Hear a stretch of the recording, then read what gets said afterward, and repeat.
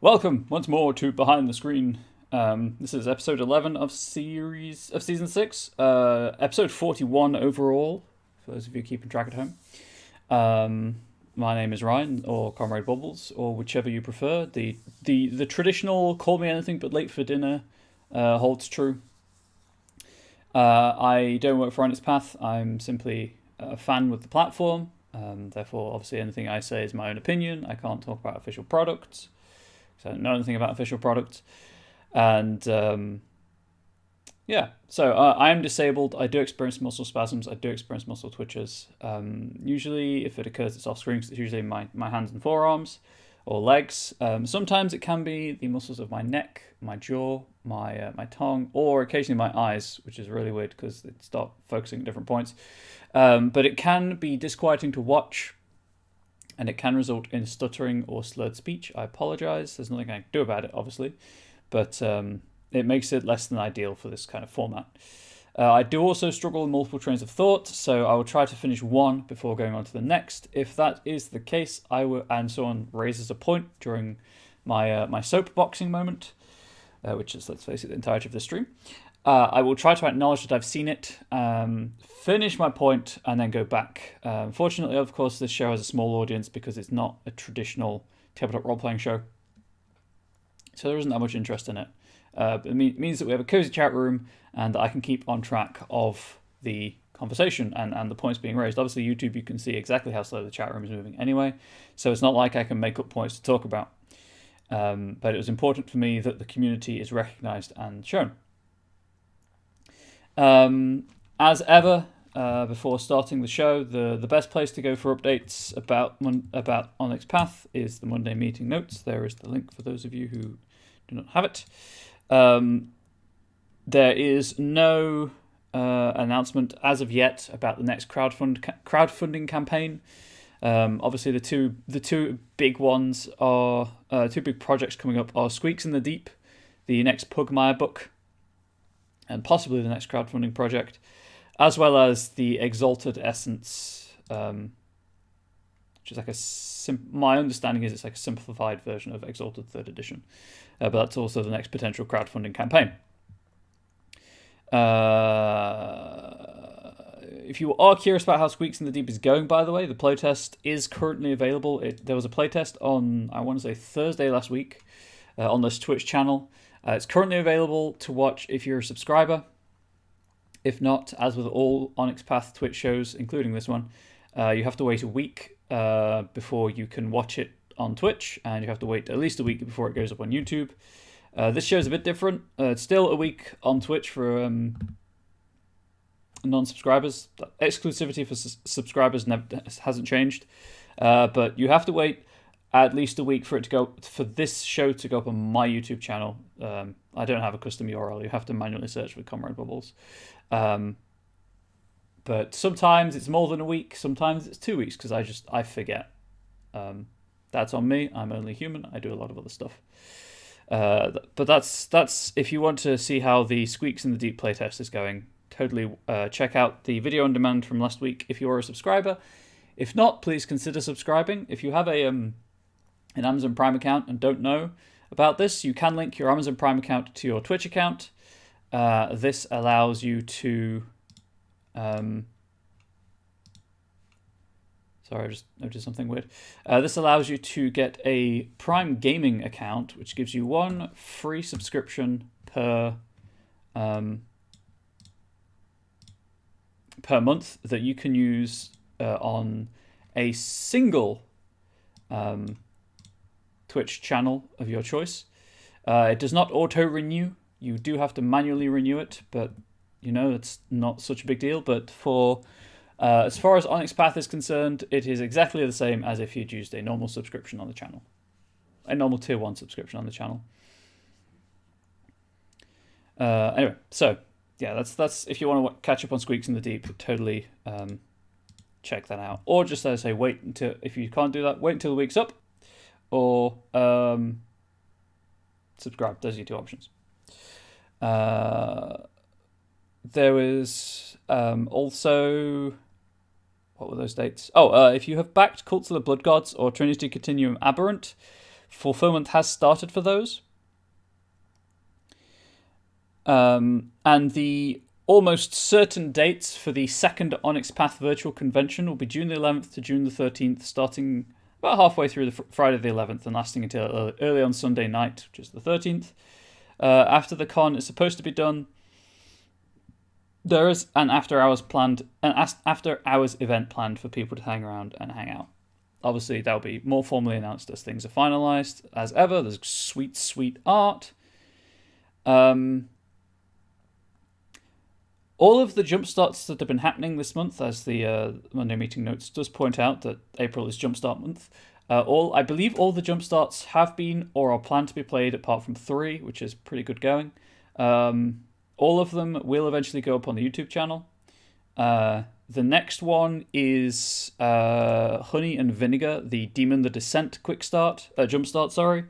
That will be at 12 p.m. today. So I have an hour's wiggle room for once rather than like 10. I don't envisage needing it, but it's there if I do. So I have to remember to end the stream definitely before 5 p.m. my time. Otherwise there'll be some overrun. But if you are interested in Demon the Descent, which is a Chronicles of Darkness game line that lends itself very much to Cold War style espionage games, wherein player characters are angels who have kind of rejected the God Machine and have thus fallen and are hiding from the God Machine's retribution and other angels, kind of banding together for mutual security. It's a great system. It's a great theming. Highly recommend checking that out. But all of them will be up on YouTube. But that is simply the next one. And then I believe the last thing today is also a jumpstart. Yes, Vorpal Tales are running the Exalted Jumpstart Tomb of Dreams. What else? Mage 20 Technocracy Reloaded. The backup PDF is out now. 7 months earlier than estimated, so that's pretty right. Art's still being pulled together for the next couple of crowdfunding campaigns. Then there's the usual list of schedules and stuff. Please note that Demon the Descent is at 12 p.m. EDT, as it says on the text schedule. The graphic schedule says it's at 8 p.m. EDT at the same time as the Exalted stream. I do not think that is accurate. Links to a couple of the streams on the channel. I think there are a couple of the jumpstarts as well. I know Reap the Whirlwind is there. More links. Loads of YouTube links if you like consuming YouTube content. Scanning through for sales that anyone might be interested in. There is a spring changeling sale, and some stuff is in the Great Cartography sale. There's a tasty bit on Wednesday. Heroes of the Wastes for Dystopia Rising Evolution. 2 new t-shirts going on to Redbubble. And I think that's it. There's a whole bunch of project updates as well for this season of the show. The most important one, I guess, is the fact that Vigil watched the Kelder Mountains as a manuscript approval. I believe that is it for Scarred Lands. That's highlighted anyway. Obviously, sometimes things do fall through the cracks. Yes. So there we go. That's the quick rundown of the Monday meeting notes. And after a paltry 8 minutes, let's get this show started. So I am zoomed into 150% so that you can all see everything. But we're continuing with People of the Snow. Getting close to the end of the subclasses, which means potentially next stream, but starting the player race option, the player heritage options. I think it's heritage. I can't remember. I need to change this anyway. But so far we've done a teamwork-focused barbarian, a bard focused on self-discipline and fear, a cleric focused on the community and the heart of the community, druids connected to the aurora itself, Batman, skirmishing fighters who excel at ambush, monks who are very good at manipulating the desires of other people, paladins committed to bringing both light and knowledge to Fenric, scavengers, rangers who can scavenge body parts of fallen enemies, who also excel at tracking Scarai. I'll go over all of these things in a moment. Tracking rogues, sorcerers who owe their magical abilities just to the pure elemental wildness itself. And last time we got the features completed for the Scarai Patron Warlock, but not the invocations. So, a couple of explanations as ever for people who may not know. Scarred Lands is a game line published by Onyx Path. It uses the Dungeons & Dragons 5th edition OGL, which means Open Gaming License, to make use of the 5th edition SRD, System Reference Document, to provide a core rule set for the game to use without having to make an in-house engine, rule set, or license someone else's. So this means that it is, in theory, compatible with all of Emmanuel's Collective and Zach Rules. It is, in theory, compatible with all of your existing 5th edition material, whether officially published, third-party published, or from Dungeon Masters Guild, or the very own Sluretian Vault.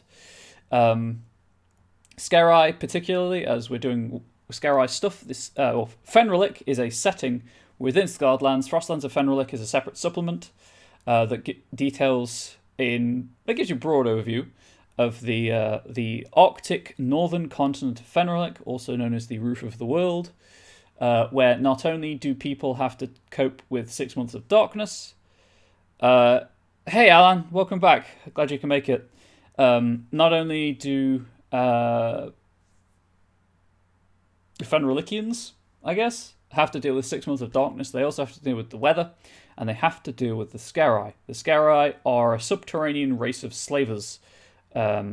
Subterranean slavers. I'm trying to step away from the word race, as a lot of people are in the kind of D&D sphere, who reproduce by injecting or implanting larvae into other people. Now, this warlock is someone who has taken that immature Scarai and killed it, or otherwise incorporated it into their being, and that is where they derive their warlock abilities from. So last time we went through the features, and I'll do a quick recap of them because they'll be determining the invocations that we're doing. Should also warn you, I'm mentally exhausted. Well, not quite exhausted, I'm mentally drained from the weekend still. So I might stumble a bit and be slow reacting to questions or thinking of words. I do apologize, but there's nothing I can do about that. So, quick recap of the narrative of this subclass. Sometimes, whether through bad luck or intentional experimentation, adventurers return from the Arctic wastes with immature Scarai gestating within them. For those who take action in time, whether alchemical, herbal, or magical, the immature Scarai can offer an easy route to power. With the parasite killed or rendered otherwise inert, its psionic potential is passed on to its host. The hybrid of Scarai and host produces a being of great psionic potential, so much so that many ill-fated adventurers intentionally attack Scarai forces in the hopes of being implanted. Many of those who survive this process whisper of a being that haunts their dreams, a Scarai of immense age and power that does not take kindly to interlopers usurping its gifts. Side note for anyone considering writing community content, broadly speaking, yes, try to stick with the lore of the game you're writing the content with, but if you can't find anything in the lore saying something doesn't exist, it's fair game. Like, I couldn't find anything in Scarai lore that doesn't say there isn't a hive mind. Explicitly doesn't say there isn't a hive mind. There isn't one mentioned, but there isn't one not mentioned either. So, yeah. So, first level. Most Warlock subclasses gain an expanded spell list, so that's fine. This subclass does involve a new condition in the game. Again, I mentioned this last stream. I mentioned this when I did the monks. Try to avoid introducing conditions into the game if you can repurpose something. But if not, try to make use of it, because you don't want to introduce the condition for a single class feature to make use of. If that is the case, just fold it into the class feature. It might be overly wordy, but it will just cut down on bookkeeping. But as you can see, this subclass introduces the staggered condition because stunned is already taken. I could have gone with dazed, I guess, but anyway. Staggered. A staggered creature's speed is reduced by half. They may only use an action or a bonus action on their turn. They may not use reactions. So this is essentially what I feel like the confusion spell should have done, but didn't. So there we go. So expanded spell list. These are all spells that the Scare the creature, has access to, apart from a couple of them, but I just added them in because they seem to make sense. And they're largely split between psychic, like telepathy, telekinesis, and mind control. There we go. Bonus cantrip, Mage Hand, Message. Mage Hand is invisible because telekinesis, Message is just limited telepathy. Shatter Mind is a ranged spell attack alternative that makes use of the staggered condition and does a tiny amount of damage. It's sort of, it's the same damage scaling as Vicious Mockery because it is functionally a cantrip, but it is an attack. So if take Pact of the Blade, for example, and get extra attack, you could technically do this twice a turn. Just a suggestion, which would be quite powerful. Pact of the Bond. Whenever I write a patron, I like to make a thematic pact that can either apply to that patron or be used by any other warlock. So Pact of the Bond, as it's called out, you can be any patron. When you reach 3rd level, you form a magical connection with a creature. At the end of a long rest, you may choose a willing creature. Till the end of the next long rest, you may communicate telepathically with that creature as long as it is within 100 feet of you and can understand at least one language. As an action, you may look through that creature's eyes and hear through their ears. Whilst doing this, you are blinded deaf to things around your body, and you may cast spells with a range of self upon them whilst they are within 100 feet of you. Finally, when you cast a spell with a range of touch, the bonded creature can deliver the spell as if it had cast the as if they had cast it. Just to cut down on redundancies. They must be within 100 feet of you and must use your action to deliver the spell when you cast it. If the spell requires an attack roll, you may use your attack modifier for the roll. Those of you familiar with D&D might be thinking, that's the Find Familiar spell. And yes, this 3rd level feature lets you turn one of your party members into a sort of a familiar. Shared Mind gives you telepathy, and you gain resistance to psychic damage and advantage on charisma saving throws. And you may create a telepathic link with one creature you can see within 30 feet. Link lasts for 1 hour and allows for two-way communication, but only works whilst both parties are within 30 feet of you. And you can create a number of links equal to half your proficiency bonus. Any creature you are linked with can communicate with any other creature you're linked with as long as all parties involved are within 30 feet of you. So as long as you are kind of in the network, you're basically the network hub for this. This is just my way of cutting down on people having to relay through the Scare patron Warlock. Mind Lance is a much more refined version of Shatter Mind. Intelligence saving throw, take damage or be stunned. Take damage and be stunned, or take half as much damage and be staggered. And again, damage increases in line with spells. Oops, that should be connection to the other. At 14th level, you can become a monster. You may expend 1 hit die to add 1d6 to a roll as a reaction. Limited bardic inspiration, essentially. But additionally, you may once per long rest, you may expend 3 hit dice and just turn into a Scare hybrid, because I thought some body horror would be nice for this patron. It's great. I love it. Moving on. So, Eldritch Invocations, I guess background knowledge for people who may not know. There are, in overly reductive terms, 3 kinds of spellcasters in D&D 5th edition, and by extension Scarletlands. Full casters, half casters. There are 3rd casters as well, but it's based on subclass. You don't need to know that. And Pact Magic. So full casters are like wizards, bards, sorcerers, etc., clerics, druids. They get loads of spells. There are restrictions on what spells they have, but they have a large number of spell slots and a large number of spells to choose from. Half casters get fewer spells and fewer spell slots, but still have a decent number of spell slots to choose from.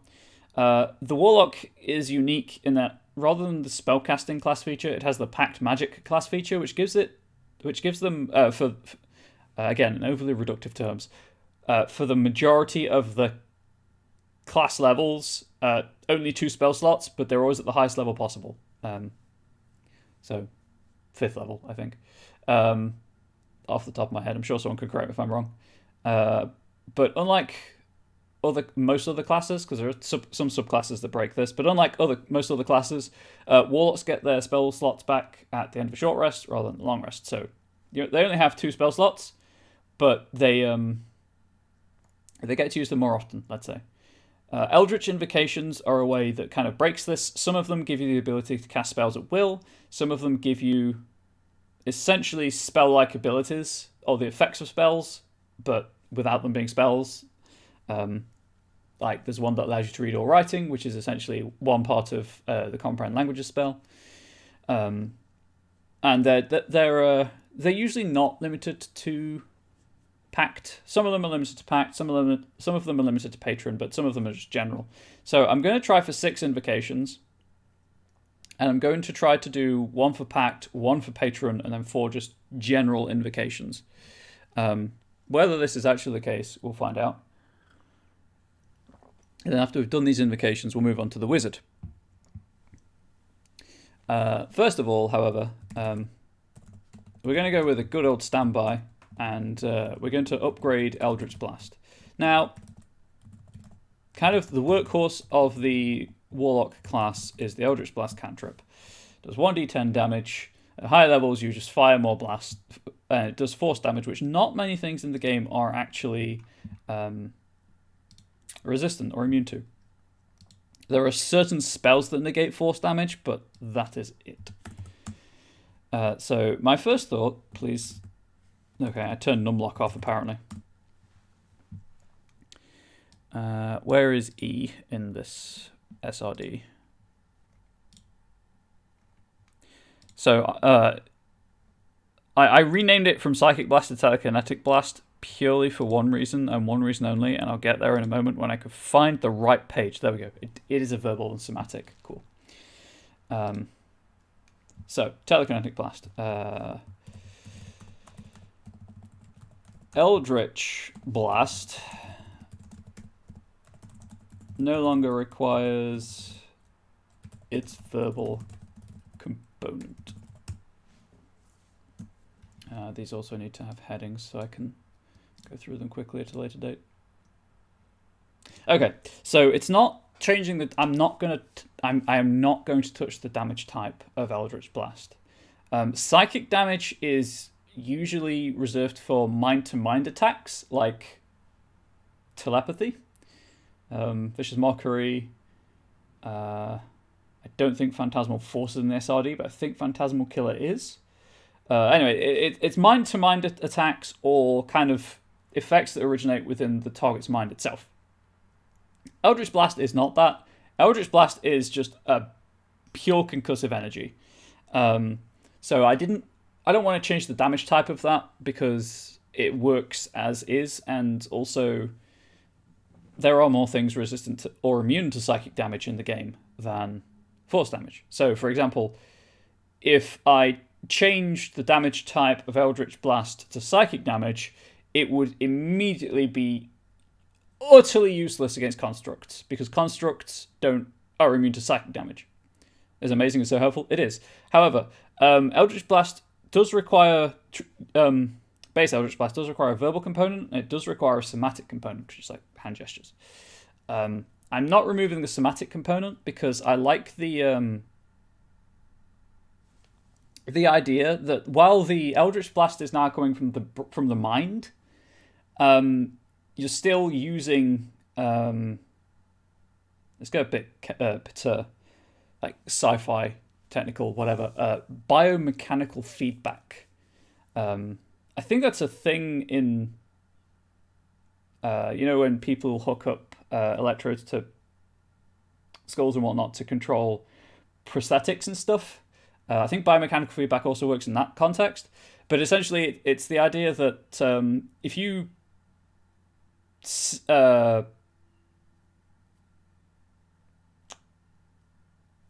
words. If you perform a gesture over and over and over and over and associate it with a certain effect, when that effect when you make that gesture, that effect will unconsciously manifest. So, like with going back to the prosthetic thing with the brain-controlled prosthetics, if you know kind of what it feels like to clench your hand, and you've got that pattern in your brain, and then your brain tells the prosthetic to implement that kind of, again, overly reductive, but that brain pattern. It's not the best phrase, it's not the correct word phrasing, but that kind of signal, it will then do it because it's associated with it. So the idea here being that you still need to make the somatic components of Eldritch Blast, but that allows you to use your mind to project the force rather than to cast it as a spell. It's still technically a spell, it'll still be affected by all of the spell stuff, but you no longer need the verbal component. This does come into play when you are gagged and when you are swimming, as my players found out to their chagrin a couple of levels ago. And they took one look at their spell lists and went, well, these all have verbal components. So there we go. But that's just a general one. That's not a Scare Eye unique one. It means you can cast underwater. Exactly, Emmanuel's Collective. Exactly. Okay. I had an idea for the...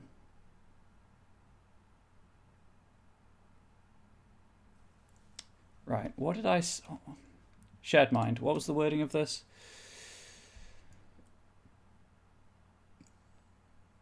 Yeah, see, this bit here, I think I'm going to make an invocation instead of...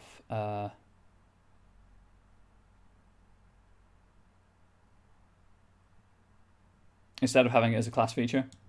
So this bit will persist. Link lasts for 1 hour or until you use this feature again.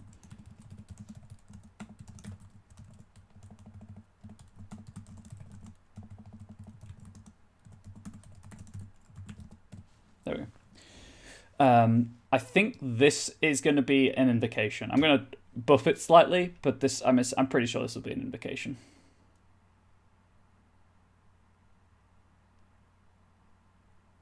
Because you're getting, yes, you're only getting 1-to-1 telepathy, but you're also getting resistance to psychic damage and advantage on charisma saving throws. This is not too bad, but advantage on charisma saving throws as a charisma-based spellcasting class is really good.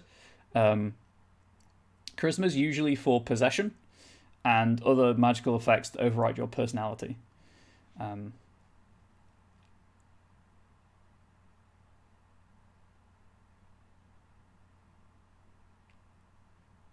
No, you know what? We'll keep this. I'll just put the buffed version as an invocation anyway. Okay, so Telekinetic Blast. That is what it is. Heading 3. These won't be in alphabetical order. I'll have to organize them after I'm done with them.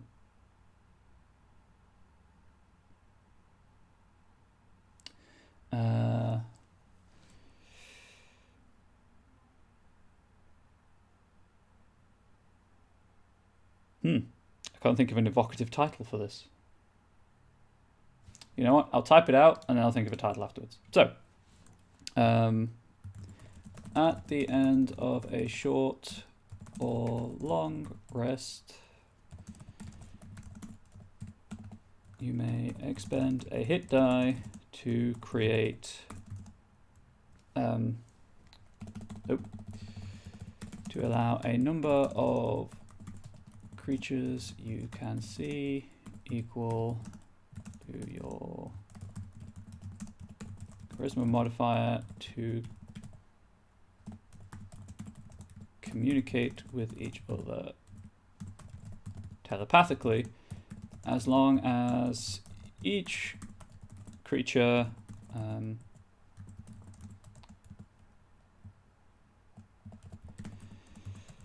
knows at least one language and is within 30 feet of the creature they wish to communicate with. I know there's a typo, don't worry. I'll fix it in a moment.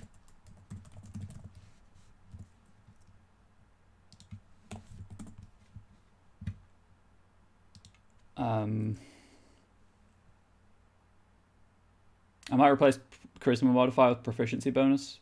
Yeah, let's do that.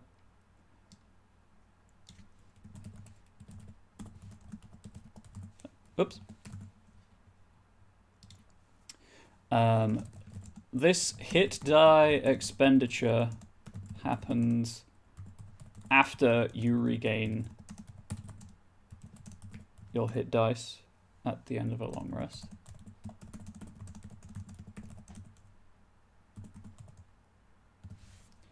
Let's have that as a separate line, just to hammer home how important it is.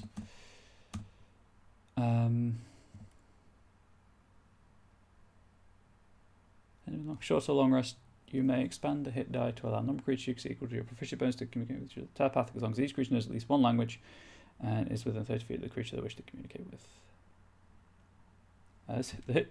The hit die expenditure happens after you regain your hit dice at the end of a long rest. This invocation is affected by spells like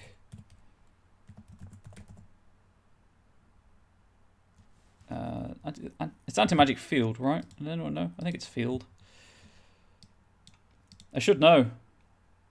A monster I used yesterday had the spell, but I never got to use it.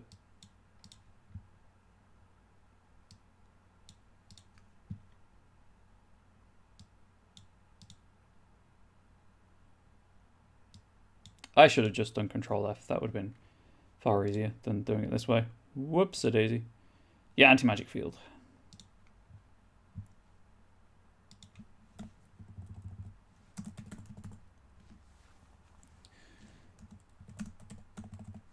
Or dispel magic.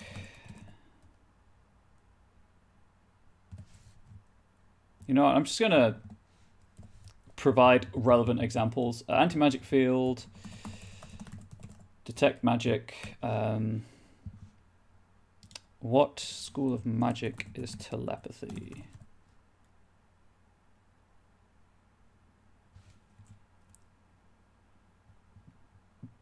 I thought there was a spell called telepathy. I could have been wrong about that.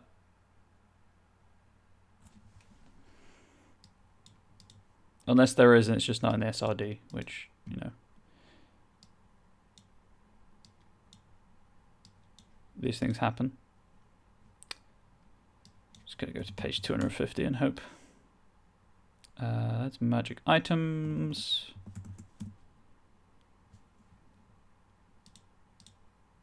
That's diseases.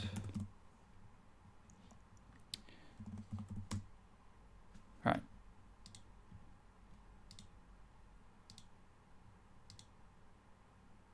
Oh, telepathic bond is a divination spell, so I'll say divination.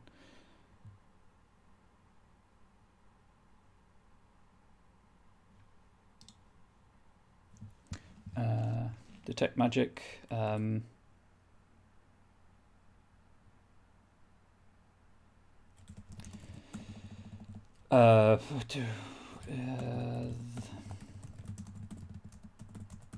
Spell reveals the effect to be divination magic.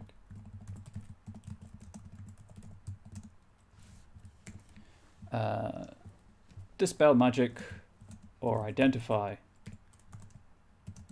etc. And then these all need to be italicized.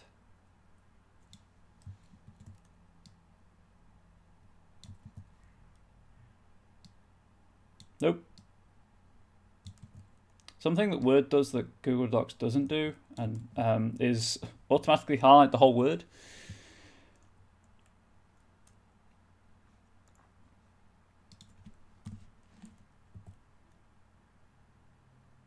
I mean, I guess I could just call it telepathy, right?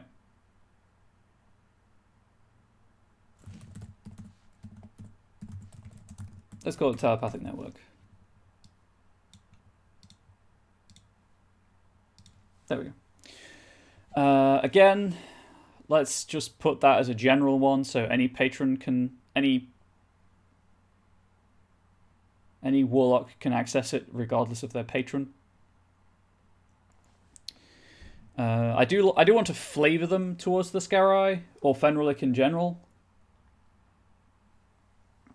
if possible, but still have them as the general ones, and then obviously have the one unique to Scarai, one unique to the Pact of the Bond.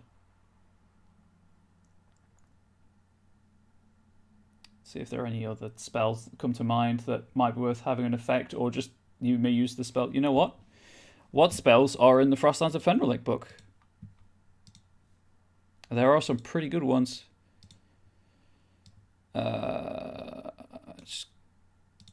collapse that chapter. Folk of Fenrilic spells.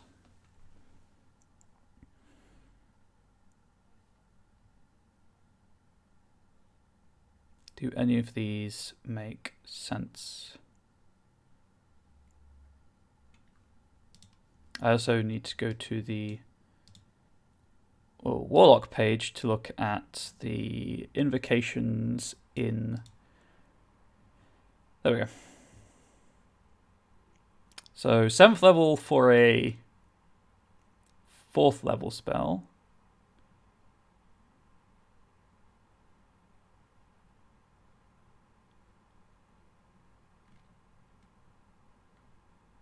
Oh, right. Prerequisite. Oh. So this is italicized. This is not, because it ordinarily would be, and then this is italicized.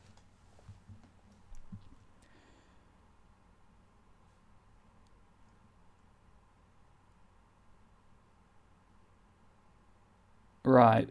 5th level spells aren't really a thing that Warlocks get to cast at will. Or, you know, once per whatever. That's 3rd level. That's a 4th level spell at 7th.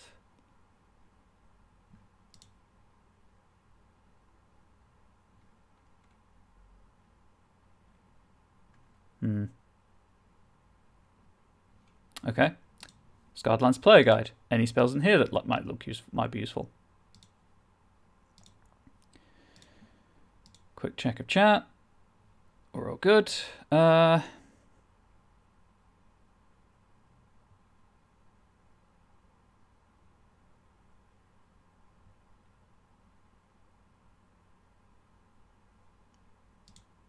mean, that seems mighty useful.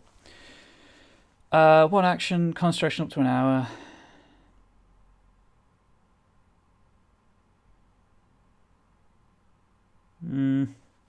Less than thematic. Pretty cool spell, but still less than thematic.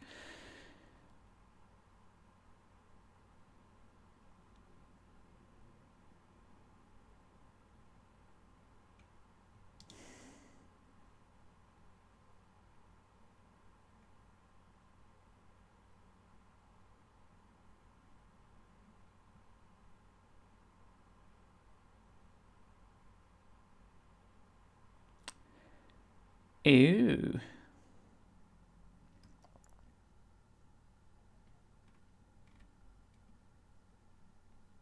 That's a viable alternative to a familiar. Let's go for it. Let's go for it.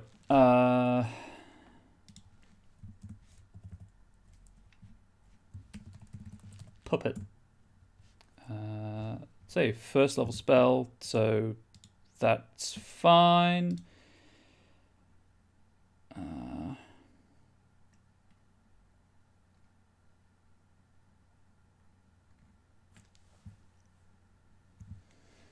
What material components does it require? Oh, well, that's totally fine. What is the wording of the of similar invocations? You can cast animate undead minion at will.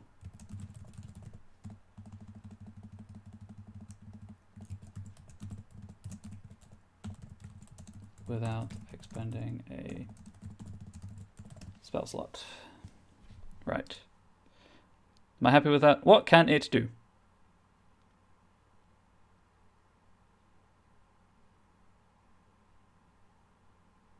Yeah, I'm happy with that. It lasts for an hour, it requires concentration. It gives you a skeleton or a zombie. At lower levels, it's fine. At higher levels, it's just going to soak up a couple of attacks and be done. And again, it's tying up your concentration as well, so that's cool.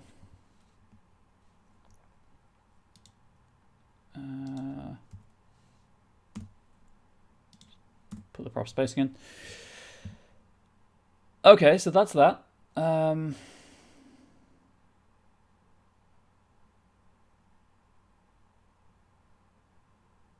this is leaning back towards the mind control aspect of the subclass without it tying directly into the subclass. It's kind of like the control side of things. Let's have one more general invocation. Maybe we should do something with cold or fear.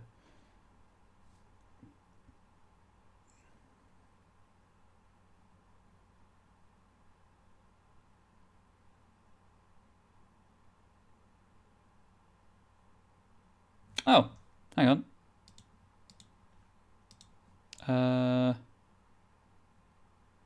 Fear's a 3rd level spell, right?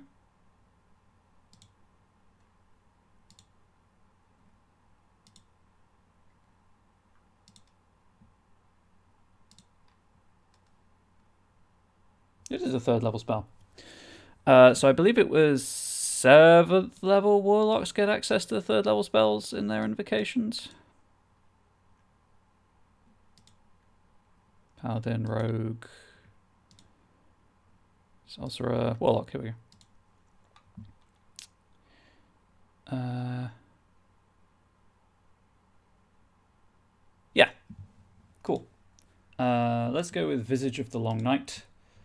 Or Long Dark. There we go.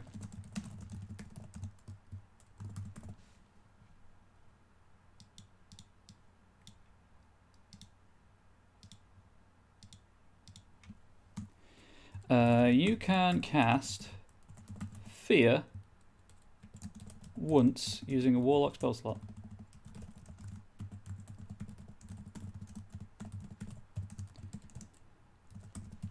Can't do so again until you finish a long rest.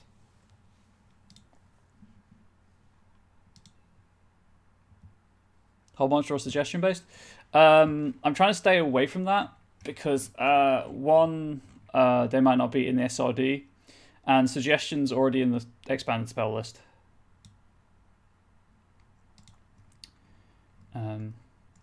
But those are good suggestions. Okay, so that's that. So now I need one Scare prerequisite for this patron and one for the Pact of the Bond. So the one for the Pact of the Bond will be an improvement on the bond.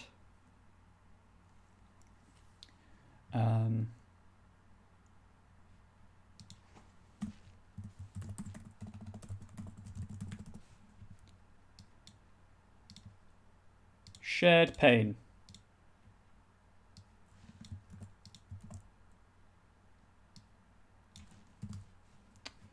I believe where it says prerequisite pact of is italicized, but I could be wrong.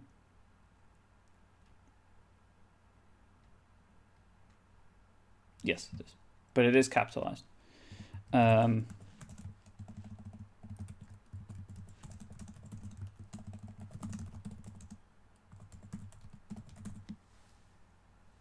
Pact of the Bond feature. As a reaction taken when either you or the creature you are bonded to takes any amount of damage,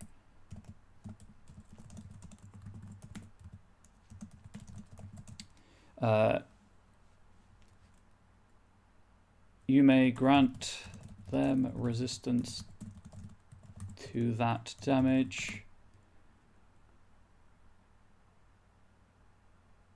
I'm just replicating the effects of Warding Bond. I may as well just use the wording from the spell.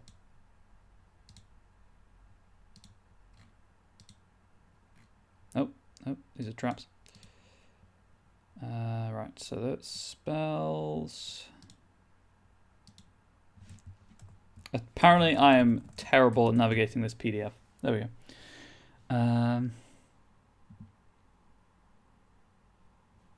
Okay.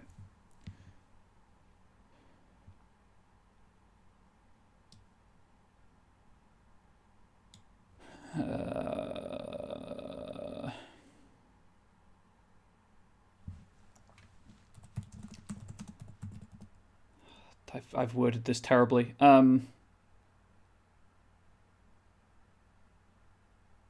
Nope. You both gain resistance to all damage until I'm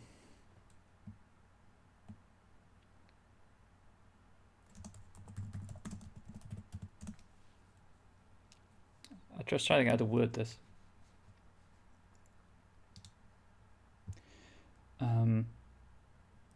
It's not resistance to all damage until like the end of the damage step, because it's not a thing.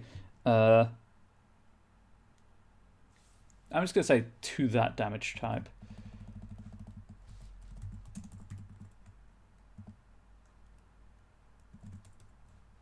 Damage instance? Instance of damage.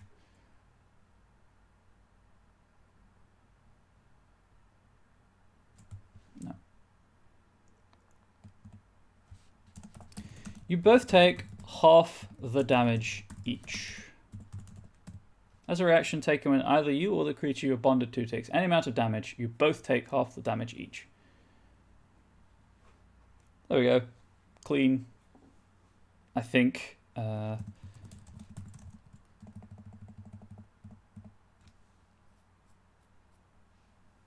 That will, of course, trigger concentration checks and things like that. I mean, Warding Bond does other stuff, but I just wanted the damage sharing feature of it, so there we go.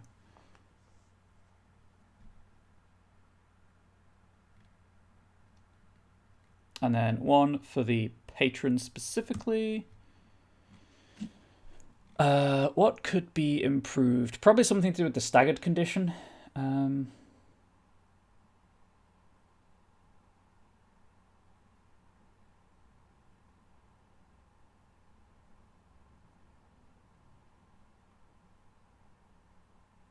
Oh. Oh. That might work. So Shatter Mind inflicts the staggered condition. That's an action to do several. Mind Lance also potentially inflicts the staggered condition as an action.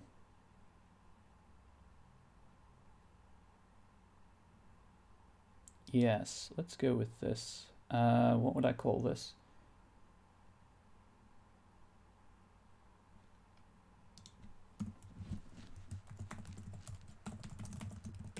Fracture the Mind. As a bonus action, you may end the staggered condition on any number of creatures you can see within 60 feet. Each creature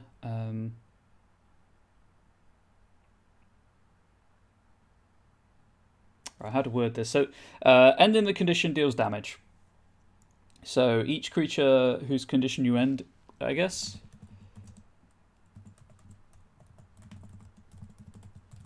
Staggered condition you end in this way.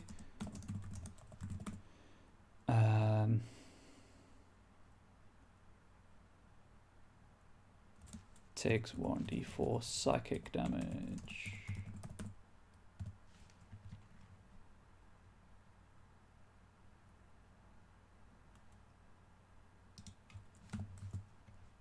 Takes xd4 psychic damage, where x is equal to your proficiency bonus. Oop, to you. To me. To your proficiency bonus. And this is prerequisite.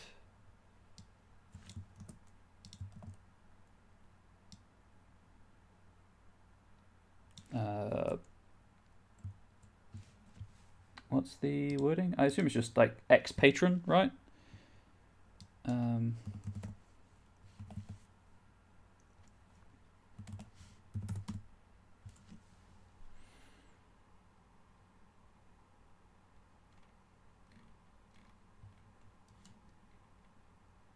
Scan through this quickly.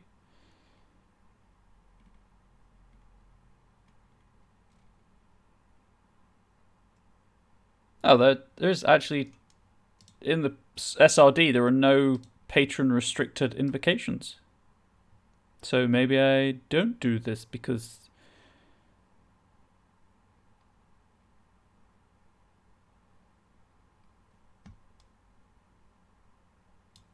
Just check in Xanathar's, Pact of the Tome, Pact of the Blade. Yeah, invocations are restricted by Pact, not by Patron. Interesting. Never realised that. Okay. In that case...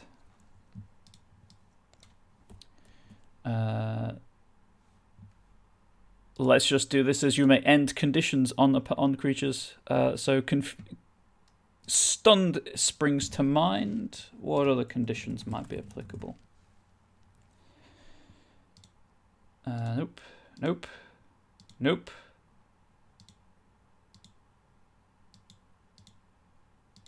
Turns out the word condition is used a lot in the SRD. Who knew? Straighten also. Conditions. Blinded, no. Charmed.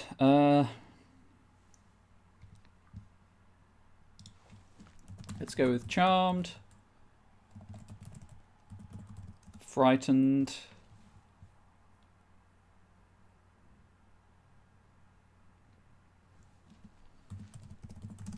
Stunned or staggered condition on any number of creatures you can see within 60 feet. Each creature whose staggered condition you end this way takes X d4 psychic damage, where X equals to your proficiency bonus.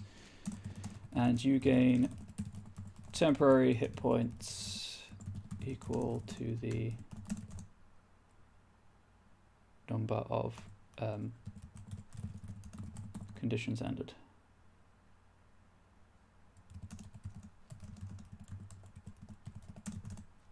Let's say up to a maximum of your charisma modifier.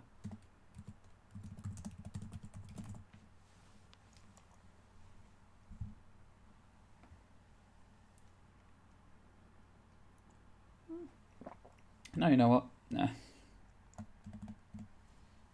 Most of the time it's going to be like 3, so.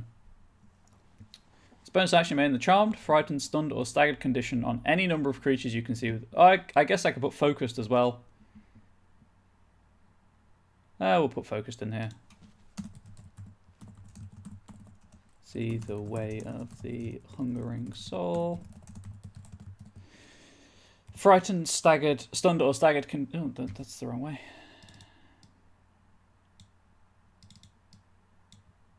Condition on a number of creatures you can see within 60 feet. Each creature who's staggered, whose condition you end in this way,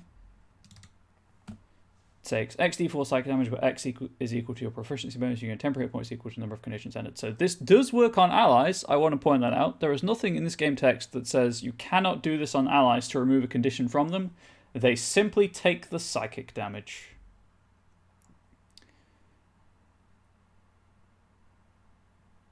It has to be a bonus action in terms of the action economy, because otherwise you're not really going to get the benefit of staggered unless there's another person in the party with access to the same class features, as all these staggered conditions end at the start of the next turn. I believe. That was how I did it. Yeah, it goes away at the start of your next turn.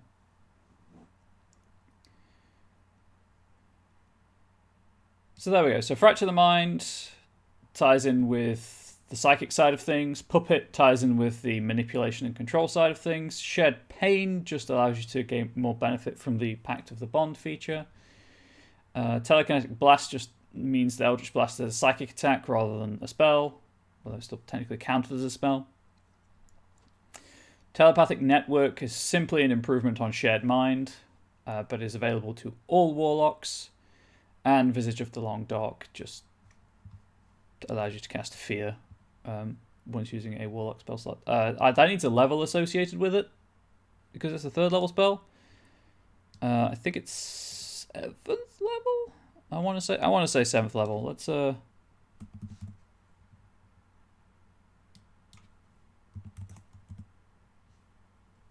if I can find the Eldritch Invocations. Okay, that's Spellbook. That's fine.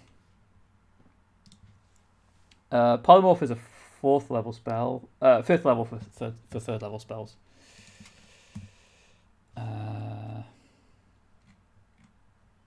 Turns out that should be a capital as well. As should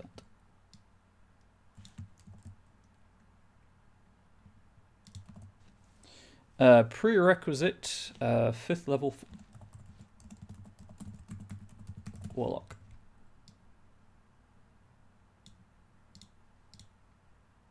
Heck yeah. There we go. So we've got psychic attacks, we've got manipulation and telepathy. Manipulation through expanded spells. Telepathy, and then invocations that try to draw in either with the Scarai patron itself or with the setting of Fenrilic, like the Long Dark. I feel like the Long Dark is the only one that's not really thematic enough.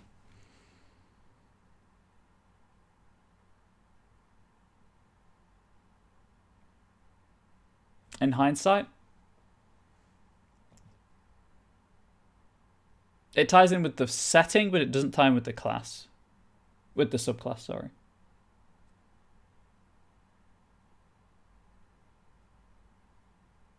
Oh, also I need to rename this. I had a better name for it.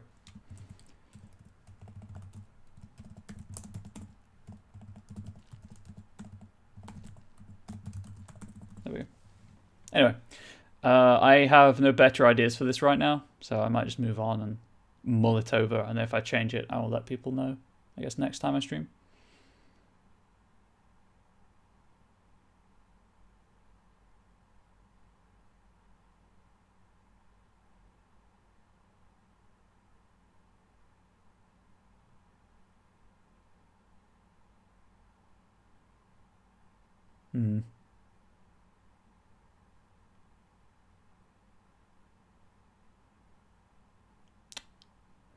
I will have to think that over. Something like Ice Storm and Psychic Blast? Yeah. I mean, there's an ability the Scarai have that is a cone, so I could do like Burning Hands, but it deals psychic damage instead. But then it's kind of tying in too much with the patron. Are there any other spells that would work for this?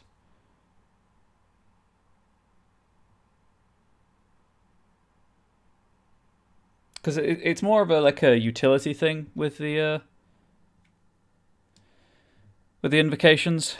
They are largely aimed at utility effects.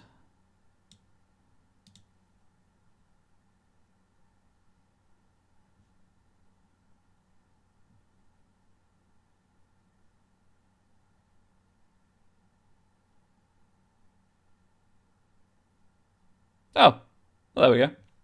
That works. It's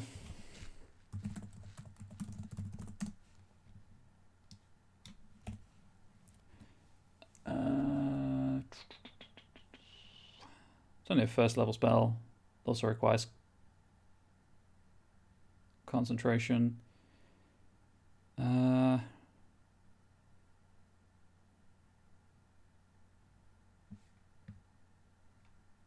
Also, I need to change the name of it.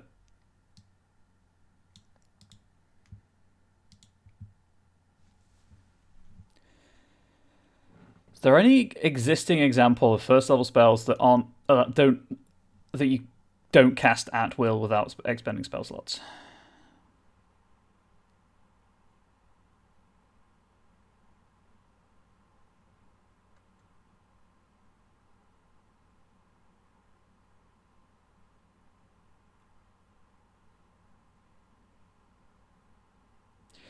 It's not looking like it.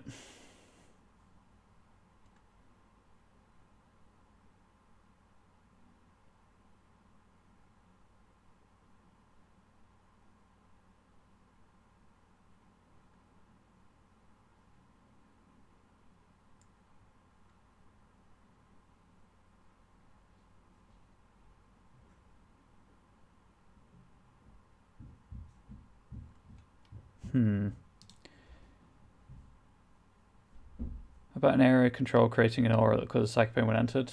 Yeah, again, that would be a class feature. That's less utility. Both are really cool ideas for class features, though. So if you want to get on that, get on that.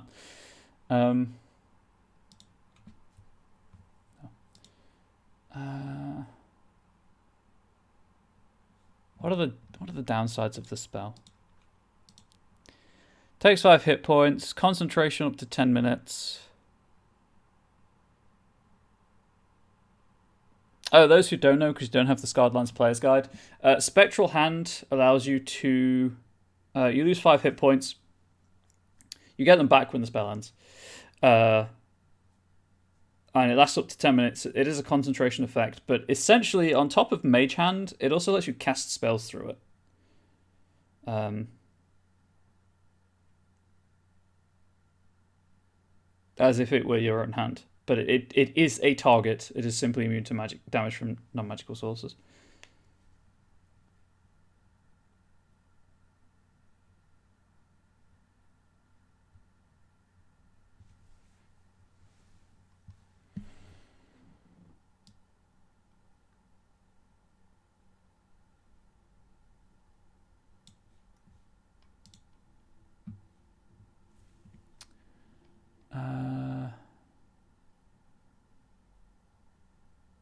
Oh, Hydrate, you're right. Yeah, like, so, obviously casting first level spells at will essentially turns them into cantrips.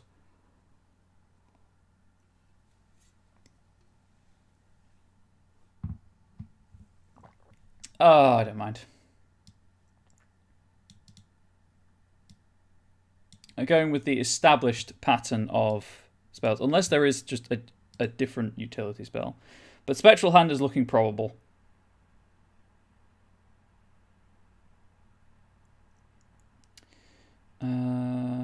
It is also a Warlock spell in the Scarred Lands Player's Guide, so that kind of lends itself to use.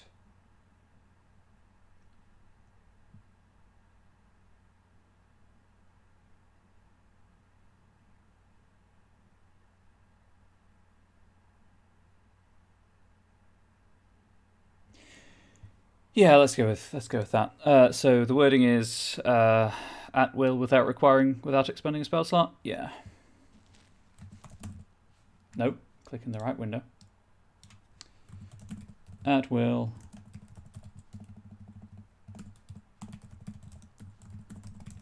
Without expending a spell slot.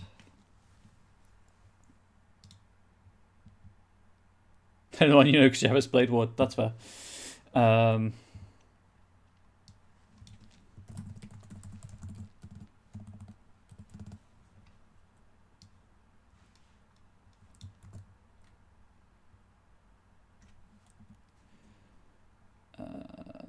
Go into here.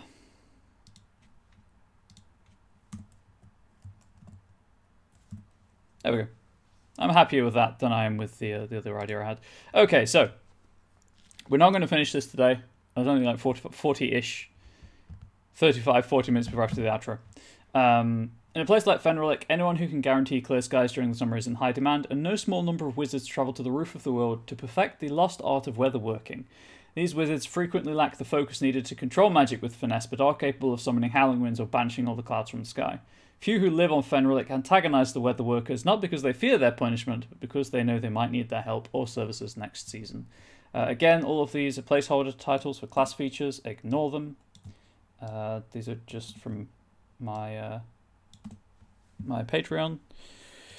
Right, so wizards, I think, usually get two class features at second level. Yes, they do.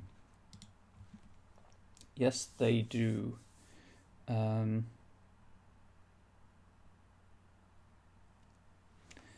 So let's go with...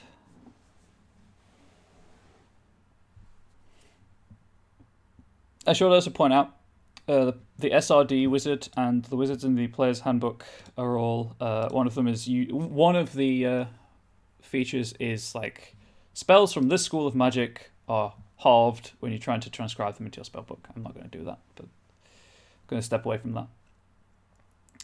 again, as with the other ones, I'm going to start off with like broad scale application and then focused as training is refined through leveling up in the class. So I worked it out as wind control, then clouds, and then the things in the clouds like the rain or the snow. But second level is two kind of minor abilities. So let's go with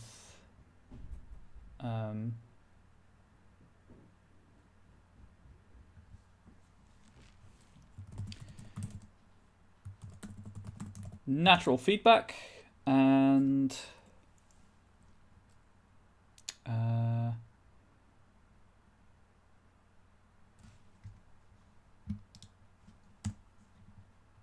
I told you my brain is gone. It's gone.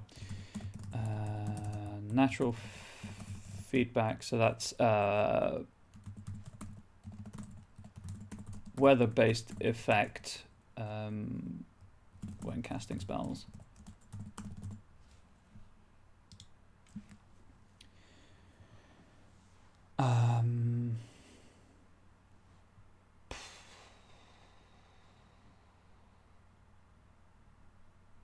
And also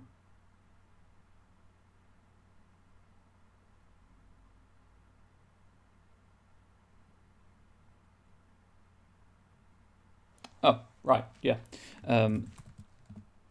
Natural spells is a terrible name for a feature.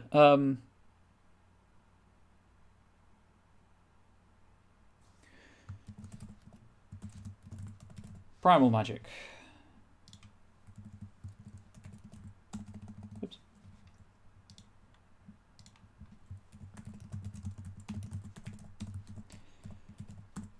Evocation druid spells and druid cantrips added to spell list. Again, if you're trying to evoke a feel with a class that is similar to another class, certain spellcasters, just giving them access to those spells helps kind of hammer home the theme. So because this is a nature-based wizard, I believe most of the weather manipulation spells that druids have access to are in fact evocation spells. So just giving them access to those evocation spells helps kind of double down on the theme.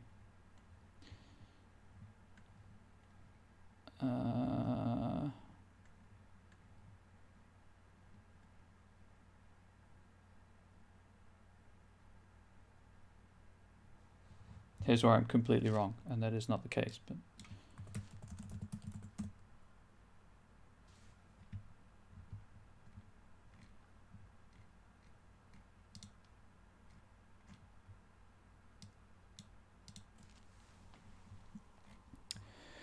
so that was a conjuration spell, so that was a terrible example. Whoops.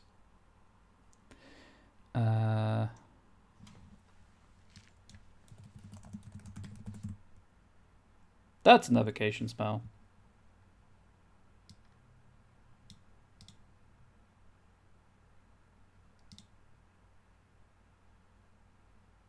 Those are cleric spells, I think.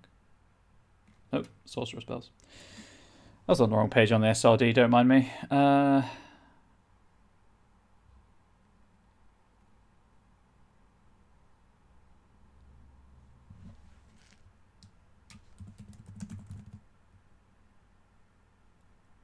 Yeah. So limiting it to evocation spells means that mostly the weather manipulation effects from weather manipulating druid spells are most of them are evocation spells. So that's fine. Okay, so what was it? Winds first, then clouds, then precipitation. So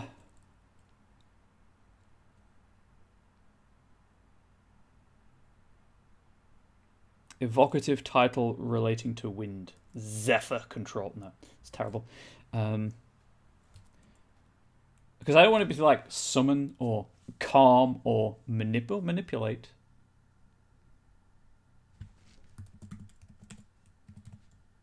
Manipulate wind.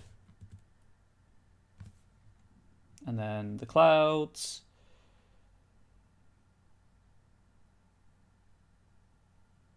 But now I want to step away from manipulate, because I've already used manipulate. Let's go with...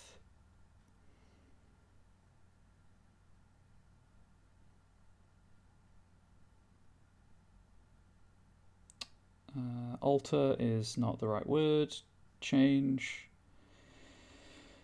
Control clouds just sounds weird. Manifest? That's creation from nothing, though, manifesting usually. This is all about... My idea is that they're pulling the weather from elsewhere or sending it elsewhere rather than just stopping it entirely. Because otherwise you're going to have a problem with the weather cycle. Like these are long-term spell effects, not that have some short-term applicability for the game, obviously, but they all have long-term effects.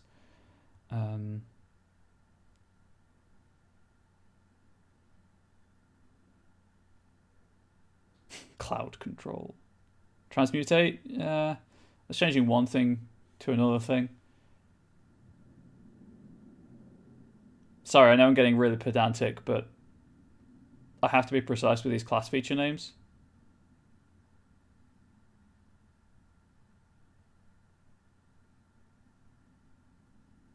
It's like I could go with conjure, but that again is something from nothing.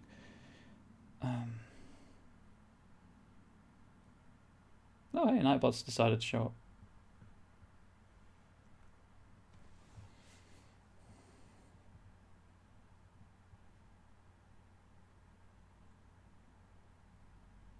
Same as summon.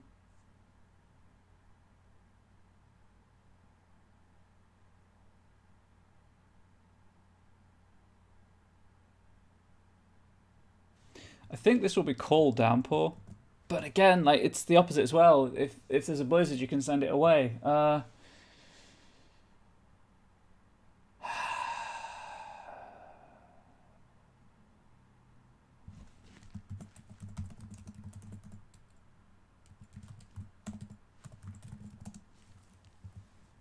Yeah, there's an E somewhere in that. I can't be bothered to figure it out. Precipitation, sorry. I get to the point where I just can't bother to figure out why words are spelled wrong. I know that they're wrong when I type them, but I just don't have the brain power to set aside to figure out why. Precipitation, for those who don't know, is rain, snow, hail. It's the thing. It's whatever comes out of the cloud. Arcane precipitation is not exactly the right way of phrasing it, but it's the best I've got right now.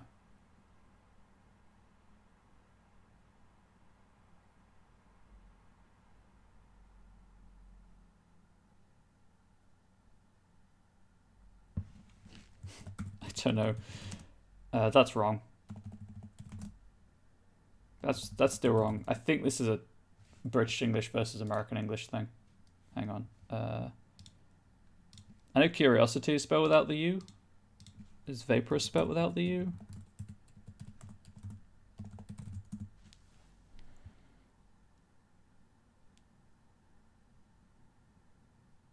No, that's just a US versus UK English spelling conflict. Vaporous control, there we go. It's a terrible name. I will probably revisit it, but it's the best I've got for now. I've had to do that a couple of times over the course of this season, so it's nothing new. Like Arcane Precipitation will also probably be changed. Right, so... Oops, forgot to put Manipulate Wind on there as well.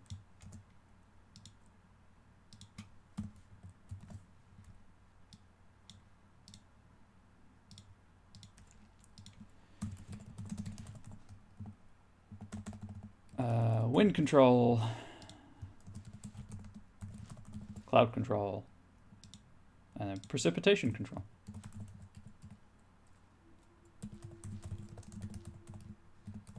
Because Fenric is mostly going to be snow, but I don't want it to be like, hey, if you're not in a snow-bound climate,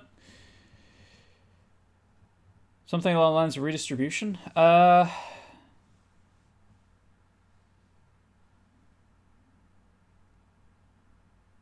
Yeah.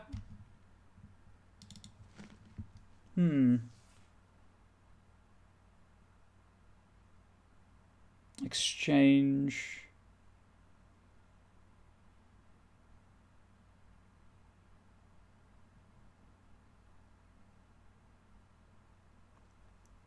I don't know. It seems like too precise now. Hang on. Does this have a synonym thing? No, it does not. Gosh darn you, Google Docs. Why don't you have basic synonym support? You know what? I'll nail down what I want it to do, and then I'll revisit it. When you cast a... sorry. From first level, your control over the weather manifests in minor ways when you cast spells. Whenever you cast a spell,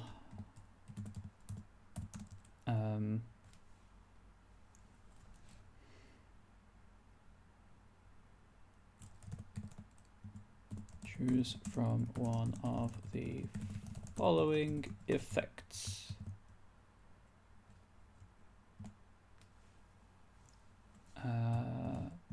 Blank, blank, blank. So, you know, wind, cloud, rain, precipitation effect. Each effect has a range equal to the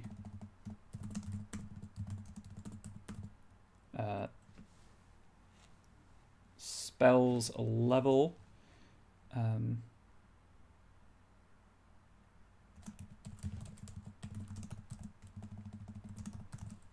Multiplied by 5. Brackets. Treat cantrips as first. Cantrips have a range of 5 feet. No, just treat cantrips as a first level spell for the purposes of this feature.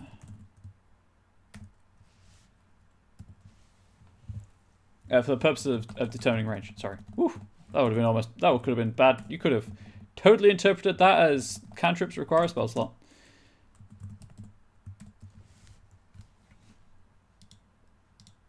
Okay.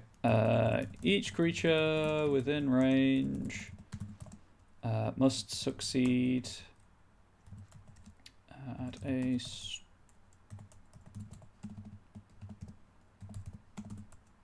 strength saving throw. Let's say it'll be knocked prone. Yeah, let's say knocked prone. It's just the easiest way of handling it, because otherwise... the other option I have here is to not like push back 5 feet.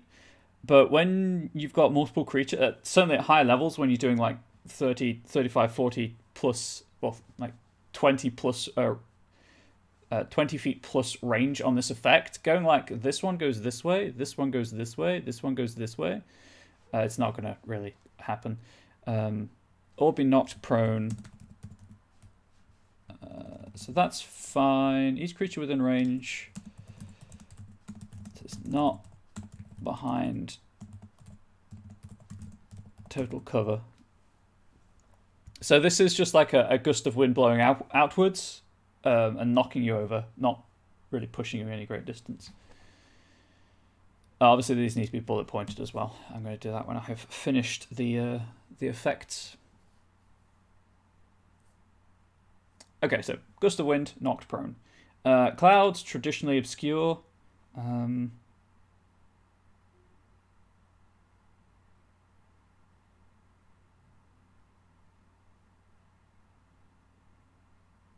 I don't want to be like that person to do a fog cloud effect. Trying to think of a terms of play with the lines long as good from orchestra, but moving on. Love the natural feedback. Thank you. So the easiest way to do this would just be to be like, the area is lightly obscured.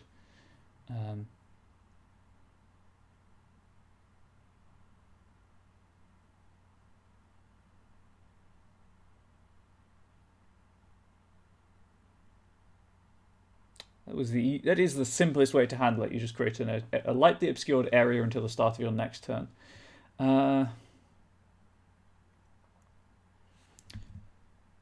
Every creature within range of this feature.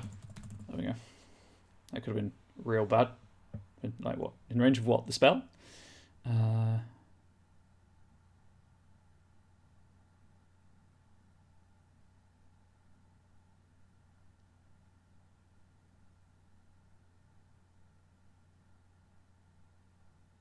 Yeah, I guess just doing a lightly obscured area.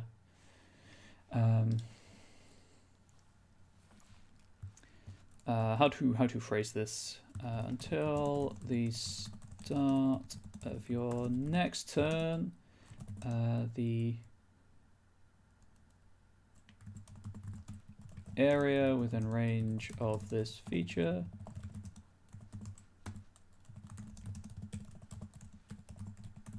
is lightly obscured. So that means perception checks have disadvantage, ranged effects have disadvantage, ranged attack, sorry. And then precipitation, probably difficult terrain.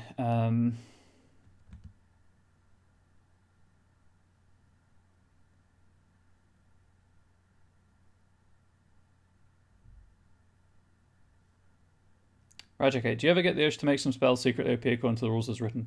It's not hard to break the rules at all. Like, Confusion is only a 4th level spell that can effectively result in people walking off cliffs to their death or doing nothing for a minute.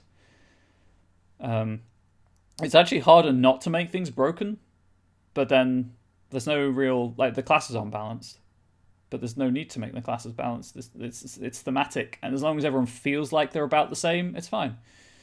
But yeah, like, I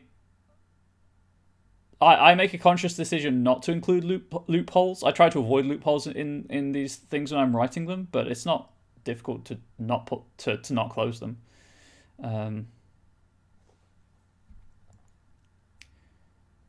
Each effect has a range in feet equal to the spell's level multiplied by 5. That is centered on you.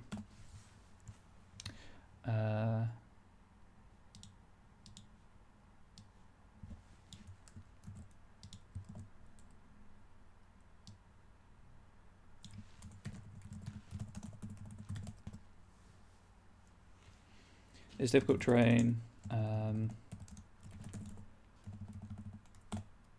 Ooh, difficult terrain, or all creatures within it have resistance to fire damage but are vulnerable to lightning damage.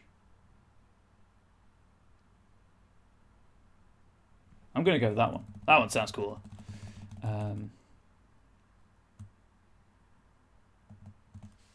Fair, I suppose editors and playtesters will probably catch loophole in most cases before it goes to public. Well, yeah, obviously this is community content, and I don't get to playtest it that often, so things might slip through. But when it does go up, if you do buy it and you do find loopholes, I encourage you to let me know so I can fix it. All creatures within range of this feature gain resistance to fire damage if they already have this. They gain immunity and vulnerability to lightning damage if they already have this.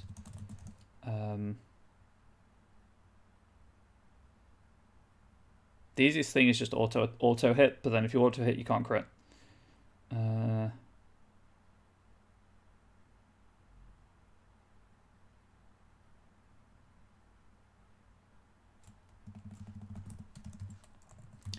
Any attacks dealing lightning damage automatically hit. Let's say have advantage.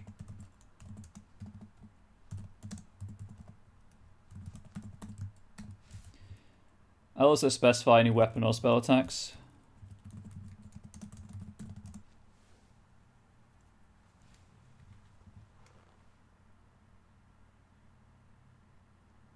have advantage. Creature has disadvantage on saving throws against the same.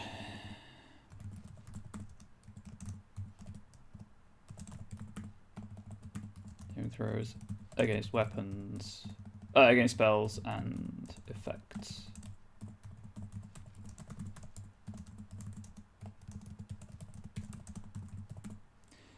To the start of your next turn, creatures in range of this feature gain resistance to fire damage. If they already have this, they gain immunity, and vulnerability to lightning damage. If they already have this, any weapon or spell attacks dealing lightning damage have advantage, and the creature has disadvantage on saving throws against spells and effects that deal lightning damage.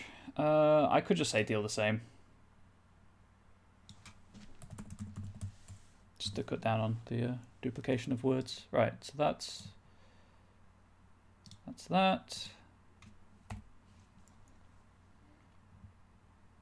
Each effect has a range in feet equal to the spell's level multiplied by 5. Treat cantrips of her spell for the purpose of determining a range that is centered on you. I think we're good. I think we're good there.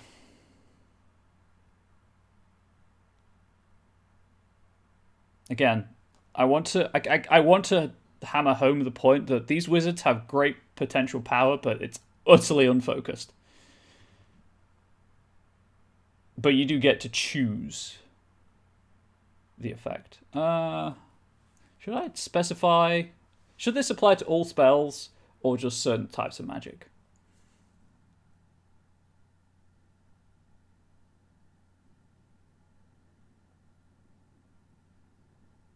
I think it should just apply to evocation spells, because those are the primary ones. Do wizards get any conjuration-based weather manipulation spells in their actual spell list, not before adding in spells from other lists?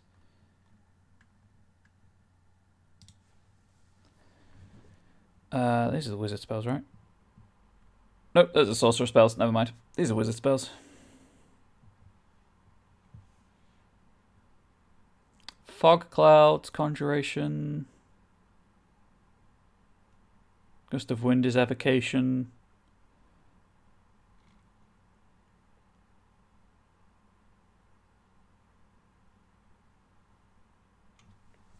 Would you believe they don't get that many weather-based spells? I think Ice Storm's also evocation.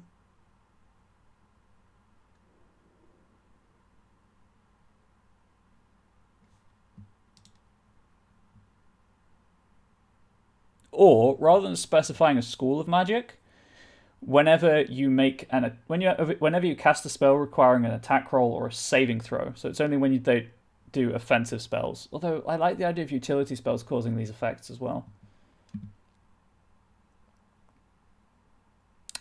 I am torn, chat. I am very torn. No, I think we'll just limit it to evocation spells. Purely because otherwise random things will happen. And I'm not sure they're entirely thematic. It's chaotic. It is chaotic. Roll a d10. Could it be his first spell to cast each turn? Off the top of my head, wizards don't really get to cast more than one spell a turn. Very few wizard spells have a bonus action casting time. What does Storm Clerics get? Storm Clerics get... hang on 1 second. Tempest is not the one in the player's handbook. In the SRD. I will open my player's handbook instead. Again, as I've explained on stream before, I painstakingly went through and compiled a PDF of my rulebooks just for ease of reference when doing stuff like this. It took a long time, but it saved me a lot of time over the course of the show, and other things that I do, so it was totally worth doing. There was a lot of pictures, in case anyone was curious. I took a picture of a page, and then I stitched it all together into a PDF. It was a long, laborious process, and I can't remember how I did it because I followed a guide. Classes. Cleric. I know they get extra lightning damage. Whoops. Martial weapons, heavy armor. When you get hit by someone, you can use a reaction to do some thunder damage or lightning damage. Max damage, lightning damage, lightning damage. So basically, Tempest clerics just do damage. That's all they do. Where's the Storm Sorcerer? I think they get to fly.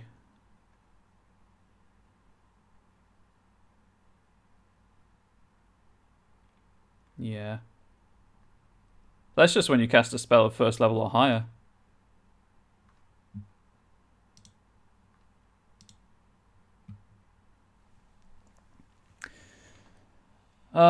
This is awkward. Evocation, limiting it to evocation is just simply the easiest way to do it, and most thematic, because those are the ones where you're manipulating the elements themselves.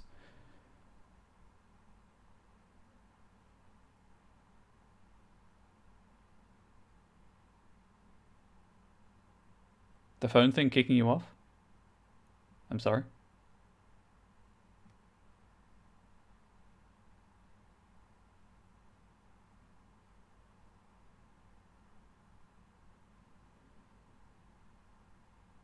Oh, okay, you're fine. Like X-Men Storm. Yeah, Storm Sorcerers are pretty cool. Yeah, I think I'm good with this. As I say, other spell... I mean, there's some weird stuff like Fog Cloud is a conjuration spell. But that is what it is. And it could be like, whenever you cast a spell, dealing X damage types. Or, as I say, could do it limited to spells that require attack rolls and saving throws. But most of those are largely evocation anyway.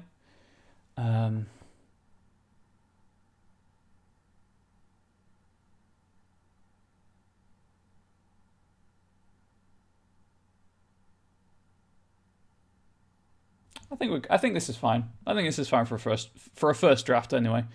Primal magic. Is there an effect for other spell types? No, as this is a weather-based wizard.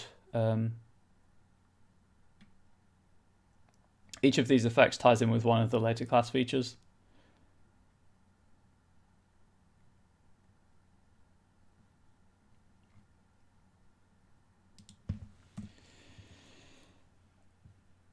It's not first level anyways, it's second level, you fool. Yep, second. Also, anyone who's watching, my mouse wheel's busted, so it'll scroll the wrong way occasionally. Beginning at second level, you have access to a wider range of spells due to your connection to the natural world. I may have made a mistake. Do druids actually get evocation spells that wizards don't get before I go any further with this?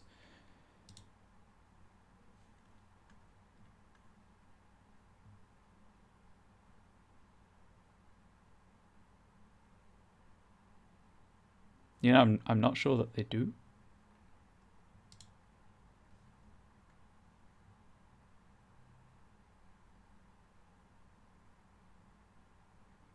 Oh, maybe they do. I have no real way of checking, but I think that just beyond just flicking through the PDF randomly. This is the SRD PDF as well. Doing flicking through the two randomly, but I'm pretty sure.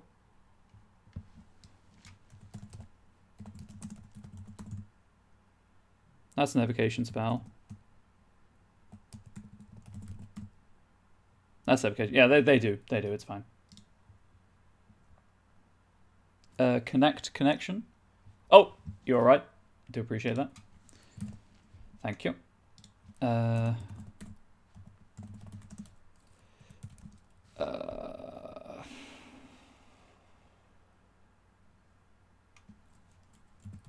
Whenever you would learn an additional cantrip,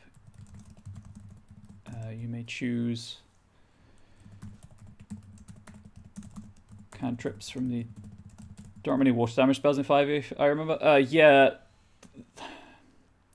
There are a few that do like cold damage, but that's really it. Water is less a damage source. I mean, it's usually bludgeoning for a water effect, like a whirlpool. From the druid spell list, these count as wizard cantrips for you. You know what? I'm just going to steal this. That's not helpful. Oh, where was the... Was it here?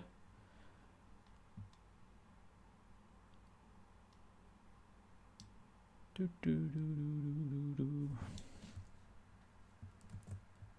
going to take this wording and slot it in. I've called it the same thing as I did with the sorcerer. Wonderful.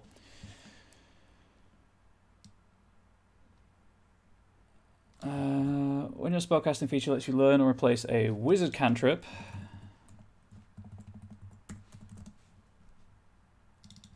or a wizard spell at first level high, choose a new spell from the druid spell list.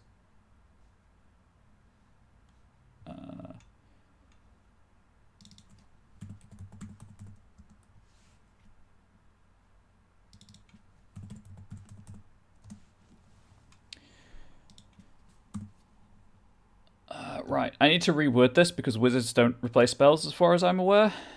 They just add new spells to their spellbook when they level.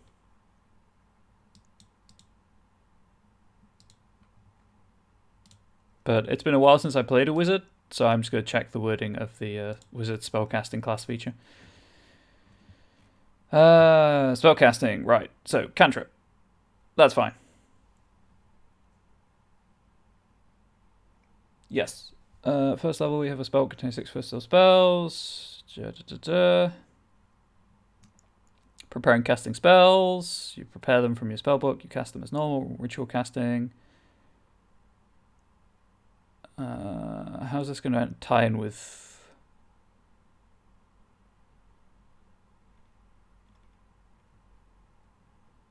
Oh no, like you can cast a wizard spell. That's fine.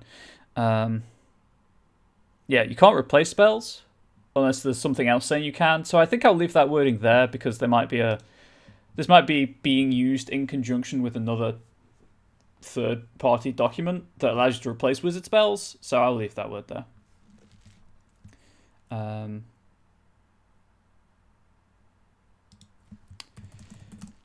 If the choose the new spell from the druid spell list, as long as it is an evocation spell.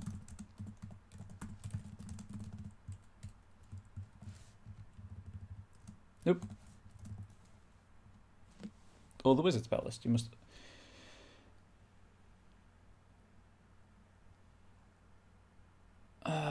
Right. So I want to reword this even more.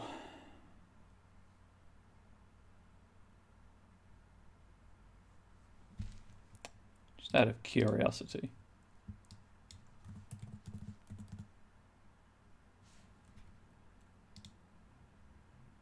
Shillelagh's a transmutation spell. Right, so...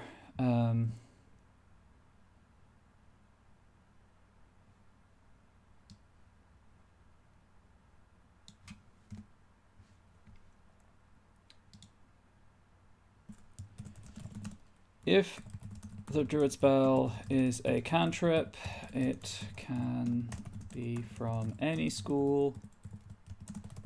Otherwise, it must be an evocation spell. There we go. You can pick any cantrip you want from the druid spell list, but if you want a leveled spell, it has to be evocation. You must otherwise obey all the restrictions for selecting the spell. It becomes a wizard spell for you. Which takes care of ritual casting and things like that. Right. It is 10 to 4. I should probably wrap up the stream. Again, I can overrun, but I like to not do that. So I will be back in 2 weeks' time, in theory, on the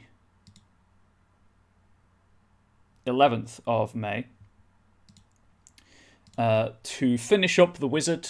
So 3 more class features to do: Manipulate Wind, Vaporous Control, and Arcane Precipitation. Probably rename those.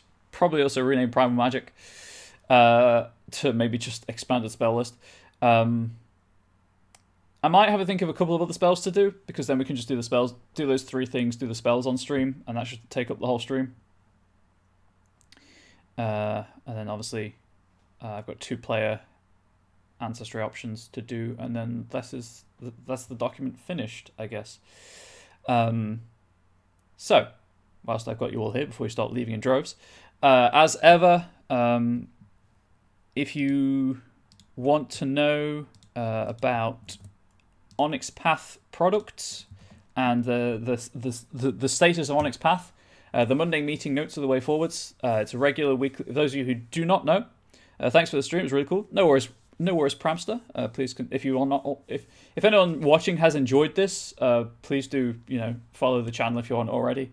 If you came in towards the end, the video on demand is exclusive to Twitch subscribers for a week, but then is live for anyone to watch. After which point, it goes up on my YouTube channel, Comrade Bubbles, where you can catch the previous 5 seasons of the show, all for varying projects. 2 of which are my own personal projects, 3 of which are Onyx Path products. I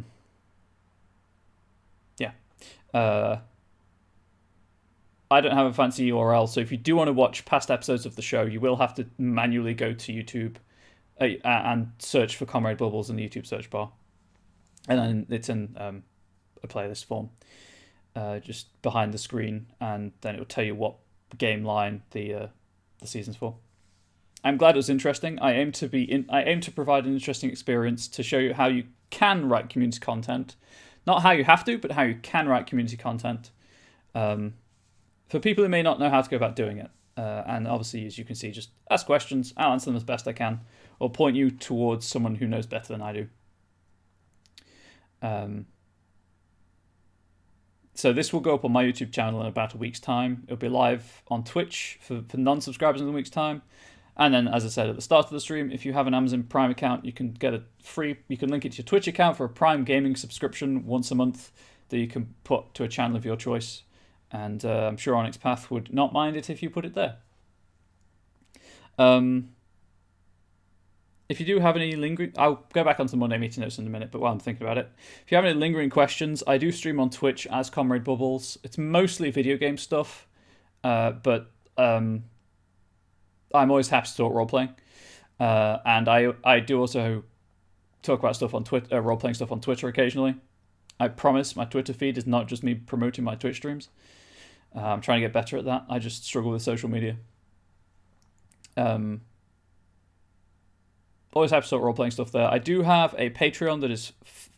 Oh, right, Unstable S. Yeah, you can't post links because you're a mod. Hang on 1 second. I do have a Patreon that is compatible with Guardlands because it's all 5e material. 5e OGL material. Where's the your channel button? Why can I not use YouTube? Just give me my channel.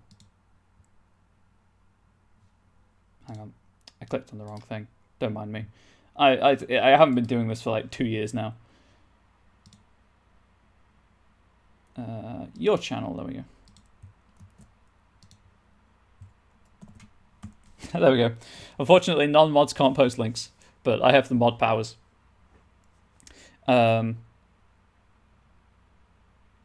can't remember what I was saying. Yes, I have a 5e compatible Patreon up for my own campaign setting, but it's all compatible with Guardlands and stuff. And sometimes, if you like this show, one of my goals is to do this kind of thing on my own Twitch channel once a month. But I'm a long way off of meeting that. Anyway, always happy to talk role-playing on my channel, on Twitter. If you haven't visited the Onyx Path Discord, there is an Onyx Path Discord server.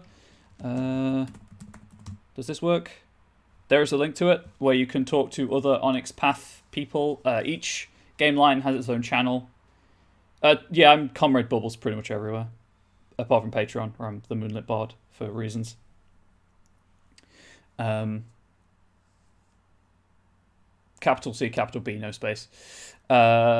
Each game line has its own server channel on the Honest Path Discord server, so you can just hang around in the channels for games that you're interested in and ignore all the others.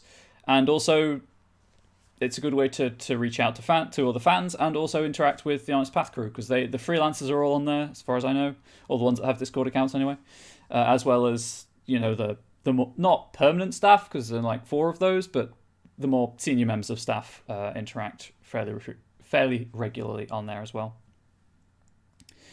I'll grab the MMN link again for people just joining. So again, yes, that's the Monday Meeting Notes link. Monday Meeting Notes is the weekly update that they put out on a Monday evening after they have the weekly Monday meeting, as the name suggests. And it gives you kind of a breakdown of how things are going and any upcoming announcements. Right now, there's no news on the... there's also really great art, usually. There's no news on the next crowdfunding campaign, but it's probably either going to be Squeaks in the Deep or Exalted Essence, so another Pugmire source book for rodents, or a streamlined 3rd edition Exalted book. Updates on Kickstarter fulfillment, Cults of the Blood Gods, and Trinity Continuum Aberrant is shipping. It looks like the Onyx Path Virtual Convention will be June the 11th to the 13th. If you didn't make it last time, it was a great convention. I had a lot of fun. I ran a Scion game for people, and there was a community content panel, but it never made it up onto YouTube for whatever reason. But that was a great panel. I had fun doing it. I'm probably not going to be involved in any other panels because I don't have any name recognition. But if anyone from Onyx Path is watching this and you want someone to be on a panel, if I'm available, totally happy to do it. I can talk about nothing. That is seriously my degree. I have a degree in the humanities. I can talk about nothing for quite some time. But that's looking like it'll be the 11th to the 13th with an AfterCon event on the 13th. I said, but I was verifying that it was fun. Those who don't know, it's like any other convention. There are games there are like ticketed games where that aren't streamed, and then last time there was like a whole bevy of streamed games as well with people involved in that. Usual links to YouTube videos and all of that stuff. I think that's kind of the main bit. There's another Scarred Lands book in development. It's in manuscript approval right now, but Visual Watch the Calder Mountains. And if you scroll down all the way to the bottom of that page, you'll find the project timelines. Everything in bold has been updated since last time. Myself, Monday Meeting Notes. There's no Kickstarter right now, so I don't have to share that. I think that's everything. Oh, Jumpstart Month. April is Jumpstart Month, and over the course of the month, including the last few days, every Onyx Path game line that has a Jumpstart is being featured, apart from 3, unfortunately. I did a Pugmire one last week, so it should be available for subscribers in like 5 minutes' time, I think. For non-subscribers, sorry, in about 5 minutes' time, I think. It depends how they have that set up. There is one in an hour's time for Demon the Descent, Honey and Vinegar, if you are interested in that. And then this evening at, I think it's 8 p.m. EDT? Yes, 8 p.m. EDT. Vorpal Tales are running the Exalted 3rd Edition Jumpstart Tomb of Dreams. Vorpal Tales are a really good stream team. Onyx Path, a short series on how to do successful Kickstarter will be nice. On Stable DS, I'm just going to copy that and I'll let them know that you have suggested that. I think I can figure that out. Anyway, I'll be in chat for a couple more minutes as the post roll happens. So if you do have any scheduling queries, all of the promotional art in the post roll tells you what's coming up this week. As does the Monday Meeting Notes, but if you just want to hang around and stuff. And then there is also like a detailed timetable. Also, if you just have any questions, feel free to keep talking, discussing things.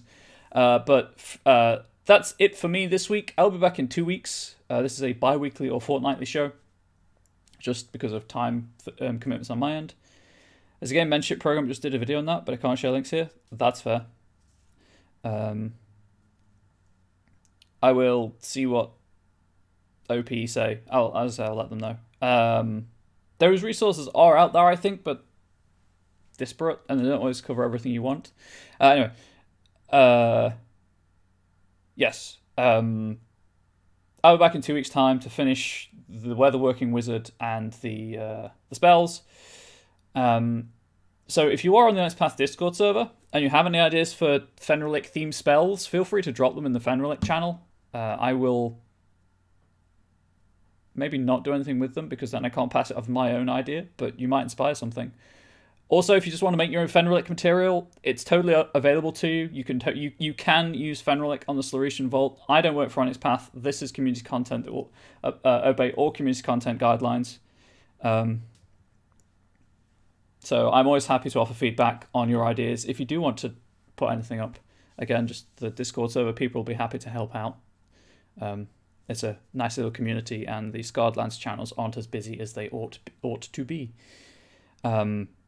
But that's it for me this week. So from me to you and to your loved ones, please stay safe, please stay healthy, and please stay wholesome. I'll be around for a few more minutes in the chat if you have any questions. If not, thank you for swinging by. Hope you enjoyed it, and enjoy the post roll. I'll see you around.